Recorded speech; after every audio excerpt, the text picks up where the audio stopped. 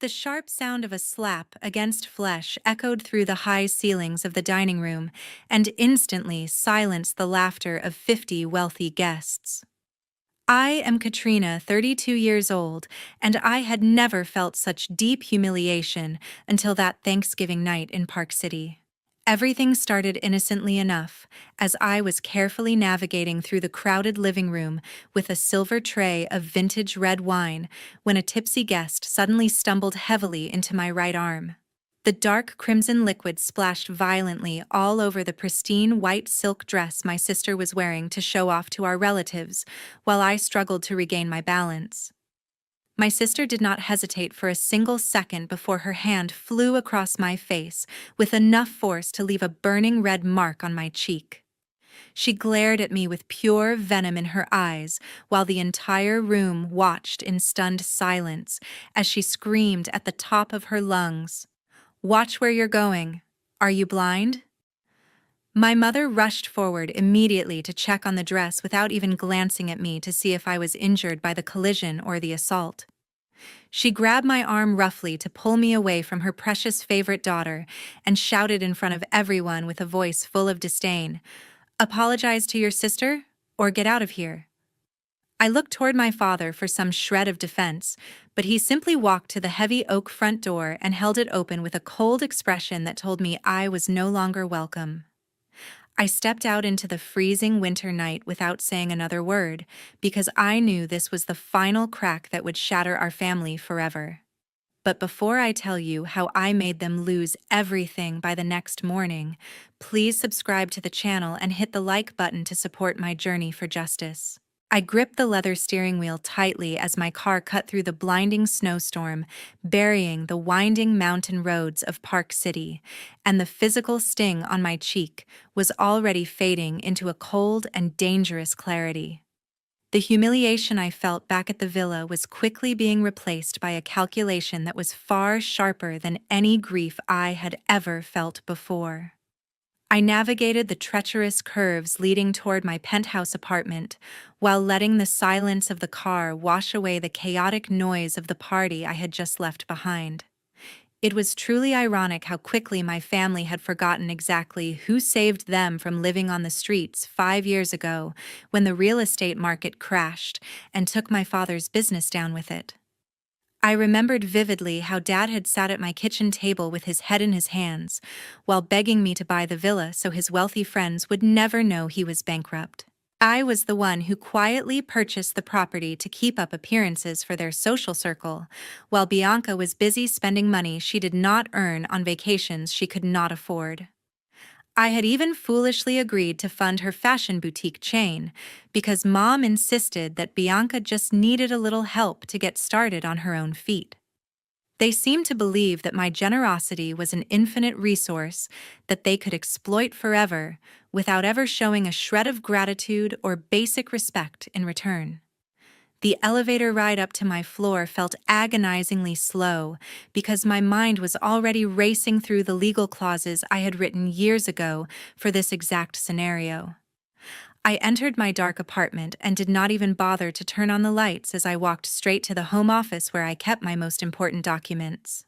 I pushed aside the large abstract painting hanging on the north wall to reveal the hidden steel safe that contained the only leverage that mattered now. My fingers moved automatically over the keypad to enter the combination that would unlock the reality my family had conveniently chosen to ignore for half a decade. I pulled out the thick leather binder containing the property deed and the business investment contracts that I had not looked at since the day I signed them. I carried the heavy stack of papers to my desk and switched on a single lamp to illuminate the legal text that was about to destroy their comfortable lives. My finger traced the line on the property deed, which clearly stated in bold capital letters that the sole owner of the estate at 4500 Silver Creek Road was me. They were living there under a zero-rent lease agreement that gave me the absolute right to terminate their residency if they violated the Code of Conduct clause. I flipped through the pages until I found the business loan agreement for the boutiques that Bianca paraded around town as her own personal success story. Clause 14. B was explicit about the immediate repayment of the entire principal amount, plus interest if the beneficiary engaged in conduct detrimental to the investor's dignity or reputation. Tonight, she had not only insulted me, but physically assaulted me in front of 50 witnesses who could testify to her behavior. She had violated every single condition of our agreement in a matter of seconds because her temper was faster than her brain. I did not care that the digital clock on my desk showed it was past midnight when I picked up my phone to dial the number of my lawyer, Mr. Sterling. He answered on the second ring with the professional alertness of a man who was paid to handle high-stakes crises at any hour of the day. Mr. Sterling, I need to apologize for calling you this late, but we need to execute the asset recovery protocol immediately. I said into the receiver with a voice that was devoid of any daughterly affection. Is this regarding the contingency plan for the Park City estate and the retail businesses? Mr. Sterling asked calmly as I heard the rustling of papers on his end of the line. Yes, and I want everything done by the book, but with maximum speed, because I want them to wake up to a different reality tomorrow morning. I replied while staring at the signature my mother had witnessed on the loan documents. Draft the eviction notice for the villa, giving them 30 days to vacate the premises starting tomorrow. Initiate the immediate recall of all business loans provided to Bianca, and freeze the operating accounts for a forensic audit. I can have the papers served by a courier at 8 a.m. tomorrow, along with the utility cutoff orders you authorized previously. Mr. Sterling confirmed efficiently, without asking for unnecessary details about the family drama. Do it, I commanded firmly before ending the call and placing the phone face down on the mahogany desk. I turned my chair to look out the floor-to-ceiling windows at the city lights twinkling below, feeling a sense of absolute finality settling in my chest. There would be no more second chances or financial bailouts for the people who had treated me like an ATM machine for years.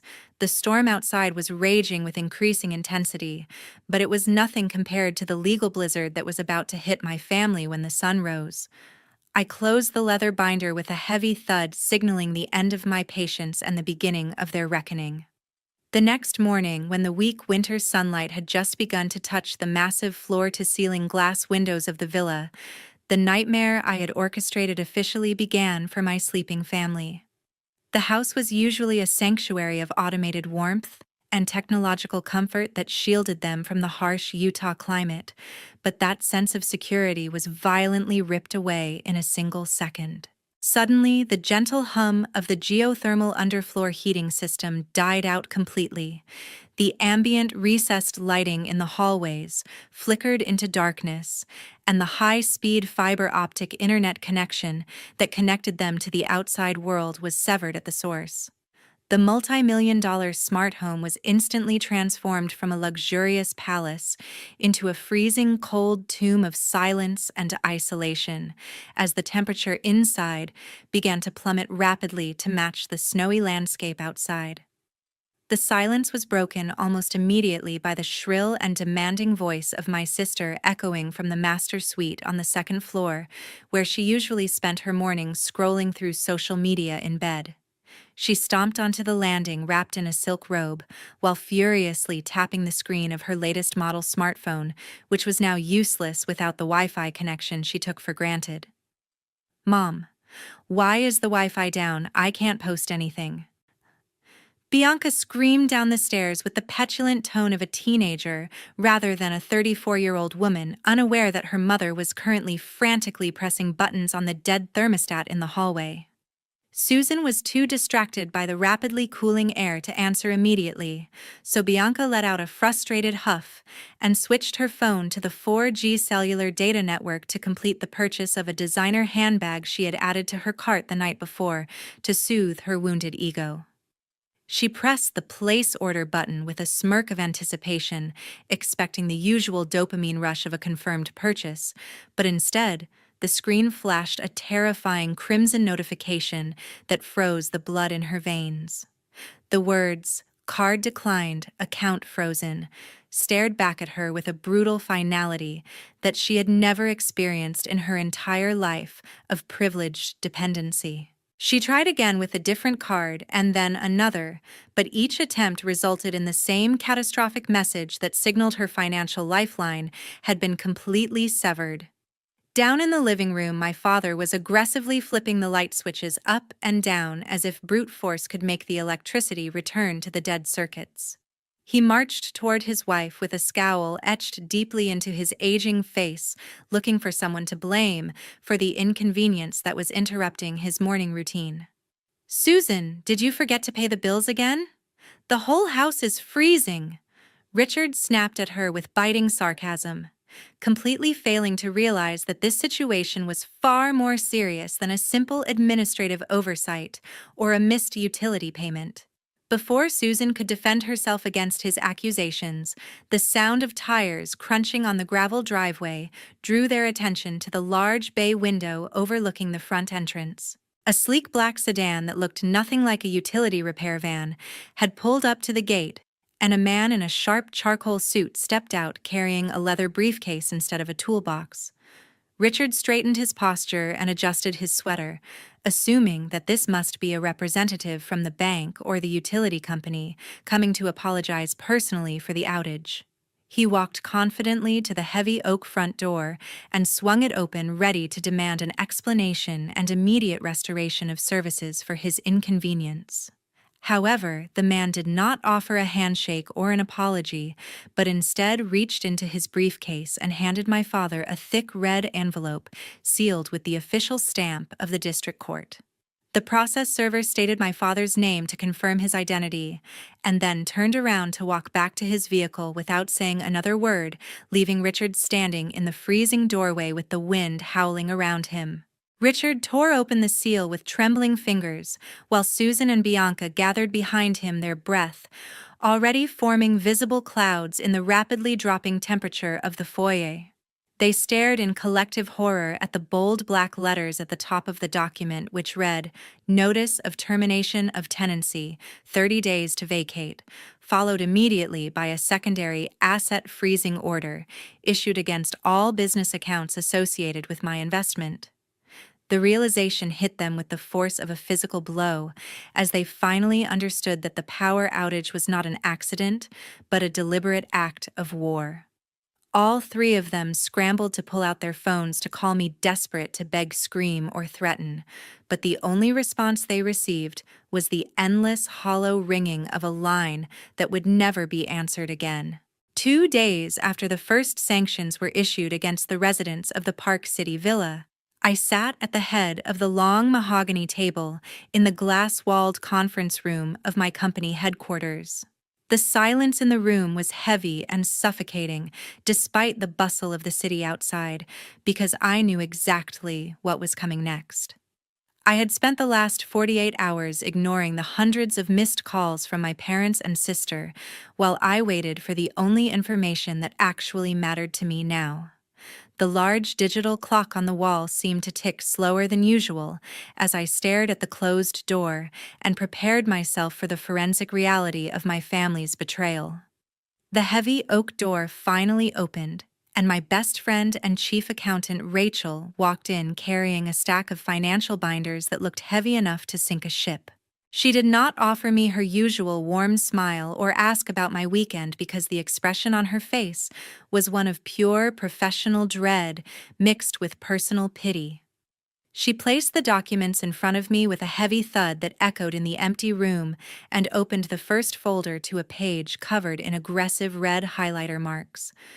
The air in the room seemed to drop another 10 degrees as she flipped through the pages of bank statements that I had trusted Bianca to manage honestly for the past 3 years. Rachel pointed a manicured finger at the rows of suspicious transactions that populated the spreadsheet and looked me directly in the eyes with a grim expression. "Katrina, look at this. These aren't business expenses. 5-star resorts, gambling sites. She's bleeding the company dry." I pulled the heavy binder closer to inspect the evidence myself, feeling a cold knot of nausea forming in my stomach as I realized the absolute magnitude of the theft. Bianca had not just been mismanaging the boutiques through incompetence or laziness. She had been systematically siphoning funds through a complex web of fabricated vendor invoices. I saw recurring payments for consulting fees that went directly into offshore accounts and massive withdrawals for inventory that never actually arrived at the warehouse or appeared on the sales floor. The credit card statements painted a grotesque picture of a woman living a billionaire's lifestyle while the business she claimed to run was drowning in red ink and unpaid vendor debts. She had spent tens of thousands of dollars on designer handbags and first-class flights to Vegas, while asking me for more capital to cover unexpected market downturns during our monthly family dinners.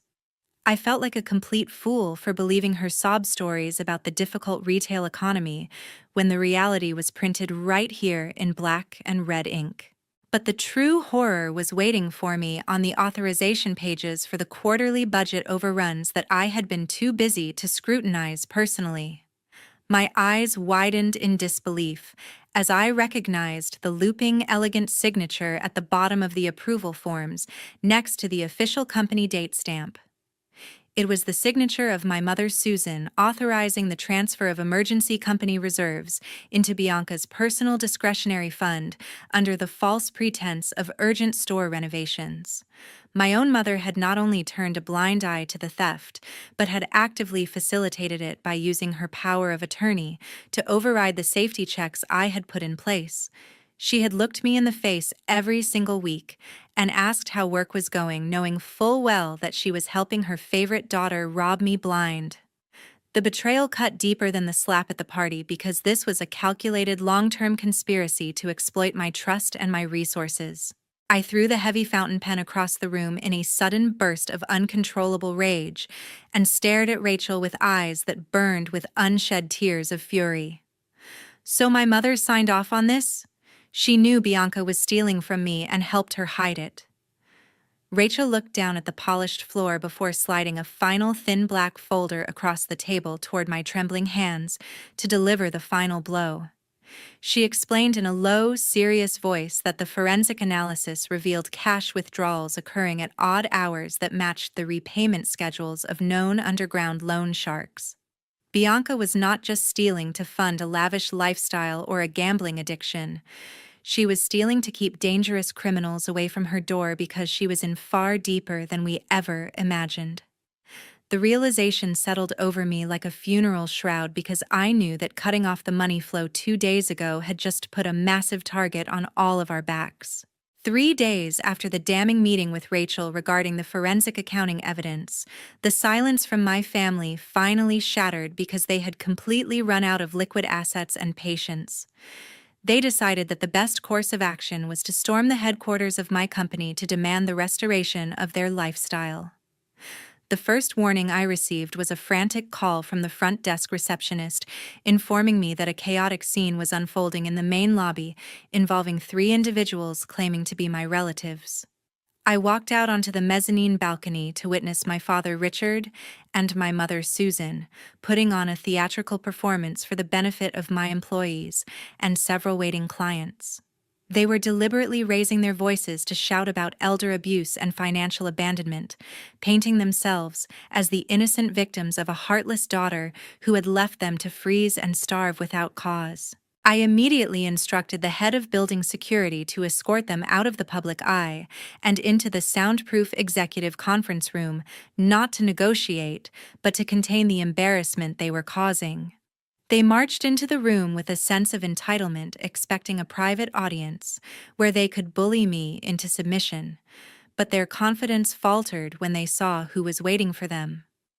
I was seated at the head of the table, and to my right sat Mr. Sterling, who was monitoring a professional-grade audio recorder and a video camera that was already blinking with a red recording light. My parents hesitated near the doorway, but Bianca pushed past them with a wild look in her eyes that suggested she had not slept since the night of the party. She looked less like a fashion mogul and more like a cornered animal as she slammed her manicured hand onto the polished obsidian conference table with enough force to crack a nail. She did not possess a shred of the arrogance she displayed at the Thanksgiving party, replacing it with a frantic, unhinged desperation that confirmed Rachel's theory about the dangerous loan sharks. She leaned over the table, invading my personal space, and screamed at me with a voice that cracked under the weight of her terror. "Unfreeze my cards right now. Do you have any idea who is looking for me? I need that money." I did not dignify her hysterical demands with a verbal response, choosing instead to press a single button on the control panel to dim the lights and activate the main projector screen behind me. The massive display illuminated the darkened room with high-resolution scans of the falsified invoices and the unauthorized withdrawal slips that blatantly bore the company letterhead. I cycled through the slides slowly, allowing them to see the dates and amounts of the money Bianca had stolen before landing on the final slide, which displayed the document signed by my mother. The color drained from Susan's face until she looked like a ghost, and she collapsed into the nearest chair as if her legs could no longer support the weight of her guilt. Richard stared at the screen with his mouth slightly open, looking from the evidence to his wife, and then to his favorite daughter, finally comprehending the magnitude of the crime they had committed. The room was filled with the hum of the projector fan and the heavy breathing of three people who realized their secrets were no longer hidden in the shadows. My father tried to salvage the situation by adjusting his tie and adopting the tone of a patriarch, trying to discipline a wayward child, completely misreading the power dynamic in the room. He walked around the table to stand beside the trembling figure of my mother and looked at me with pleading eyes that tried to evoke a childhood connection that no longer existed. "Katrina, this is a family matter. We can handle this at home. Don't involve the law." Richard stammered, his voice lacking any real authority, as he gestured vaguely toward the camera Mr. Sterling was monitoring. I stood up slowly from my leather chair to signal that this unauthorized meeting was concluded and looked directly into the terrified eyes of the people who raised me. I told them clearly that embezzlement and fraud were not family matters, but felonies punishable by significant prison time under state and federal law.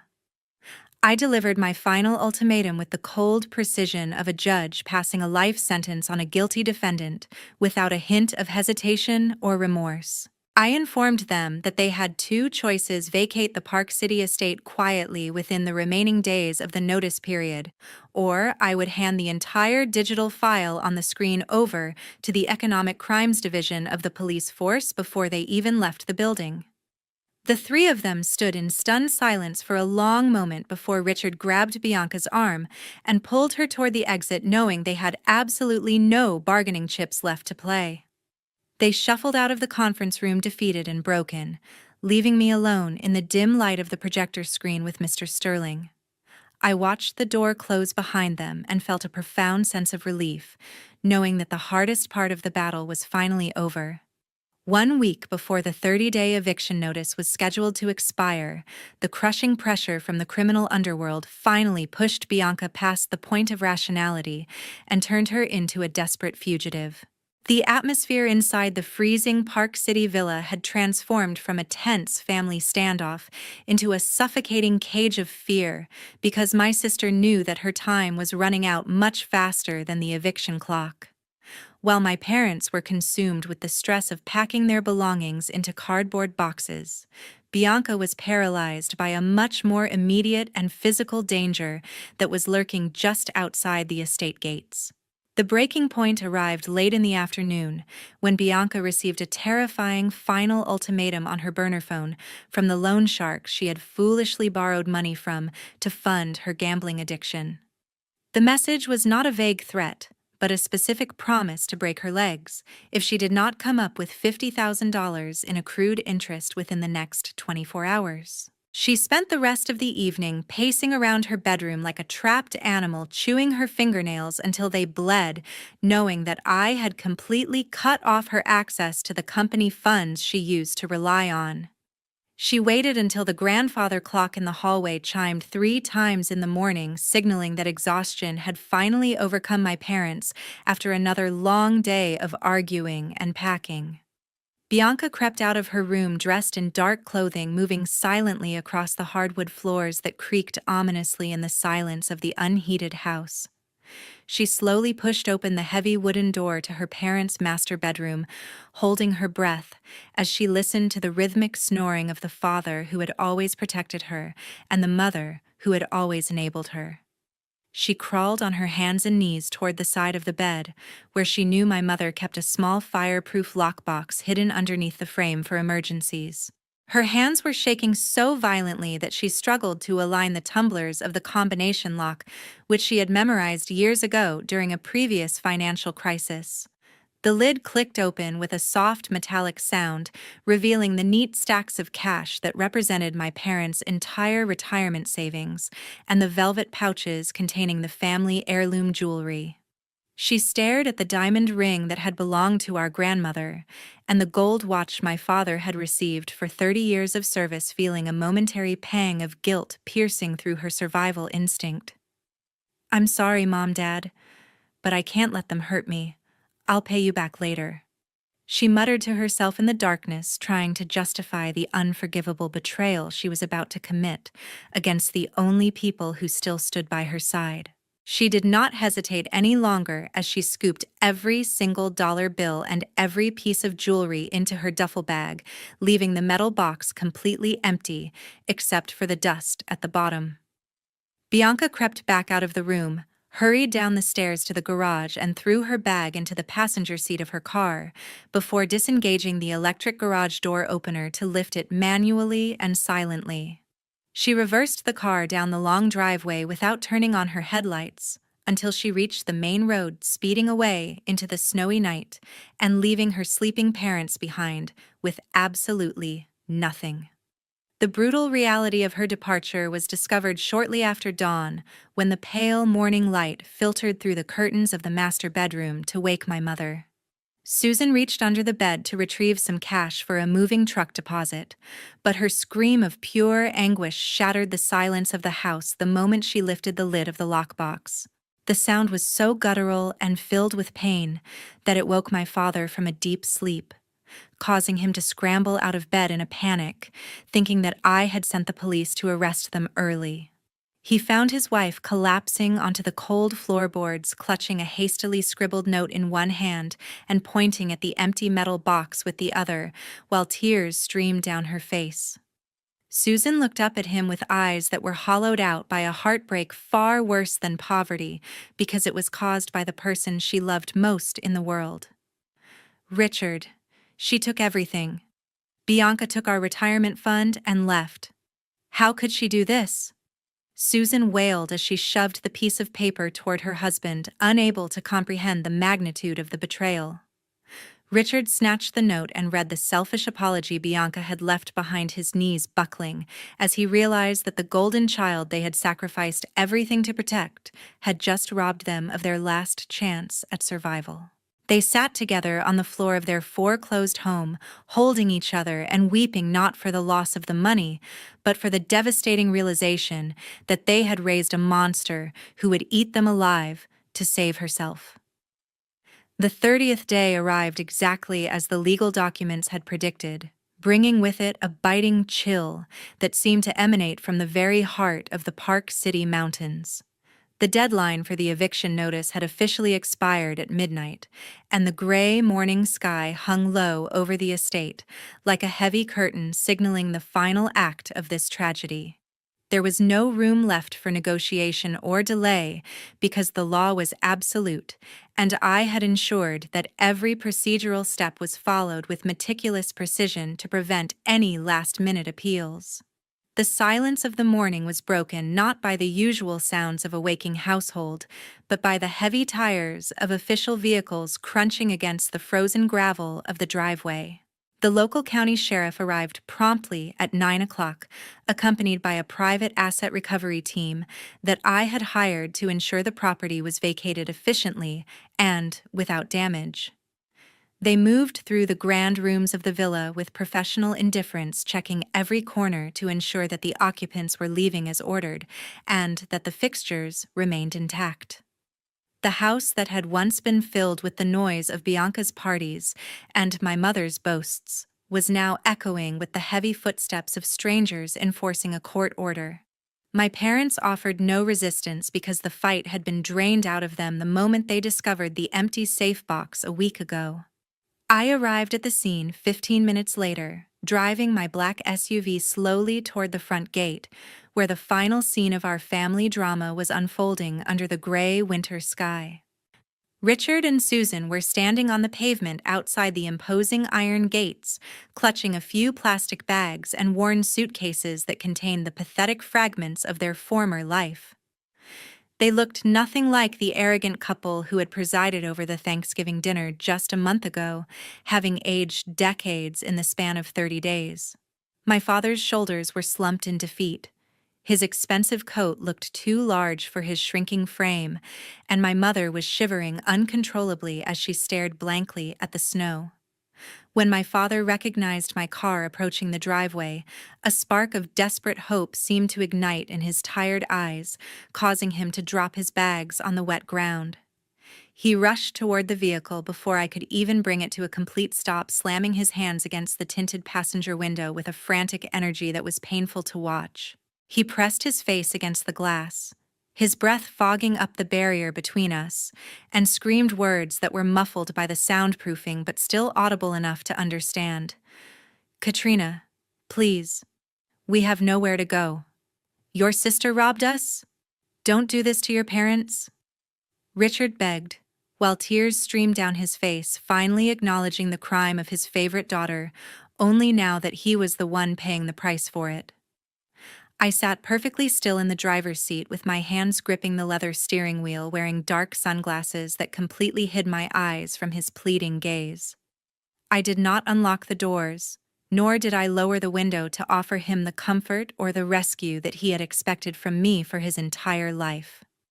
The time for talking had passed weeks ago, when they chose to humiliate me in front of strangers, and I had no more words left to give them. I simply raised my hand to signal Mr.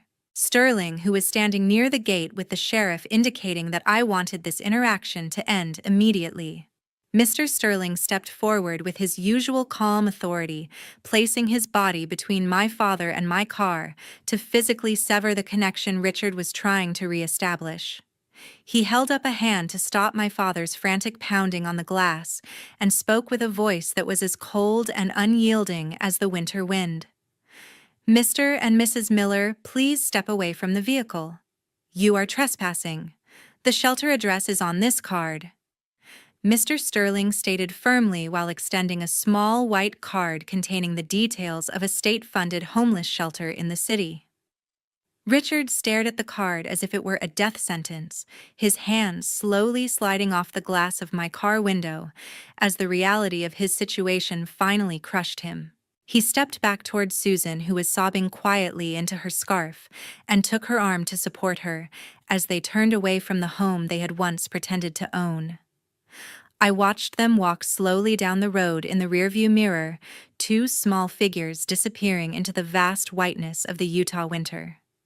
I pressed my foot against the accelerator and drove through the closing gates of the estate, leaving the past behind me without a single glance back at the people who had created it. The heavy iron gates swung shut with a definitive clang that resonated in my chest, marking the absolute end of the toxic cycle that had trapped me for so long.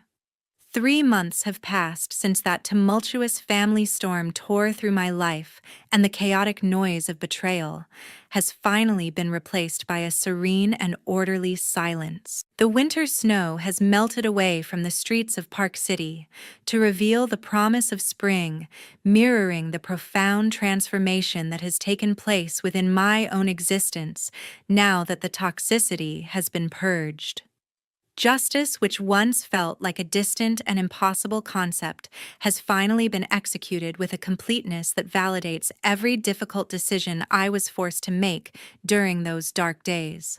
The legal and personal battles are officially over, leaving behind a new reality where actions have tangible consequences, and bad behavior is no longer rewarded with silence or money.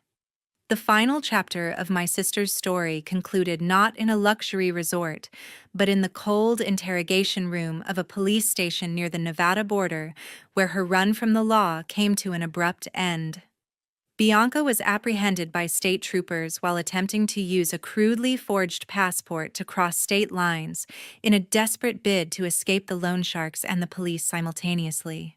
She is currently being held without bail in the county detention center while facing a litany of serious felony charges ranging from grand larceny and embezzlement to identity theft and fraud.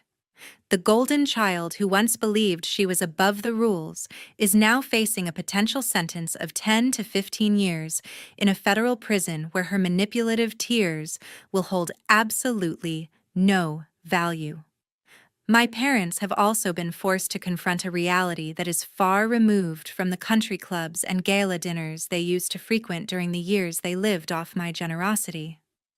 Richard and Susan are currently residing in a cramped one-bedroom subsidized apartment in a rundown industrial district on the outskirts of Salt Lake City.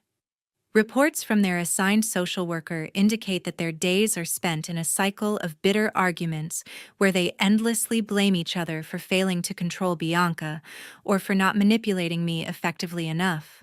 They have lost the two things they valued most in the world, their social status and their favorite daughter, and are left with nothing but the devastating knowledge that they are the architects of their own misery. As for me, I decided that I could not return to live in the Park City villa because the walls were too saturated with memories of disrespect and ungratefulness. I sold the property for a significant profit to a tech billionaire from California and used the entire sum to expand my charitable foundation dedicated to funding female entrepreneurs. I have found a profound sense of purpose in helping women who actually possess the drive and integrity to build their own success rather than stealing it from others. My life is now filled with genuine laughter and peace, shared with true friends like Rachel who stood by me when I had nothing to offer but the truth. This story serves as a brutal but necessary reminder to everyone watching that sharing DNA with someone does not grant them a permanent license to abuse your kindness or destroy your mental health. We are often taught that family is everything, and that we must endure any amount of mistreatment for the sake of keeping the peace. But that is a dangerous lie that keeps victims trapped.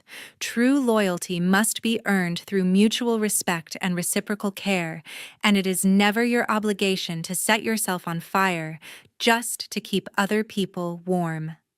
The most courageous thing you can do is to pick up the scissors and cut the cord that tethers you to toxic people, even if those people are the ones who gave you life.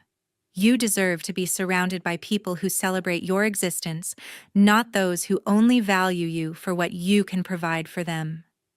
Thank you so much for listening to my story and for walking this difficult path toward justice and self-respect alongside me until the very end. I am curious to know what you think about my final decision to prosecute my sister and cut off my parents completely. Do you think I was too harsh, or would you have done exactly the same thing if you were in my shoes? Please share your honest thoughts and similar experiences in the comments section below, and do not forget to subscribe to the channel for more stories about resilience and justice.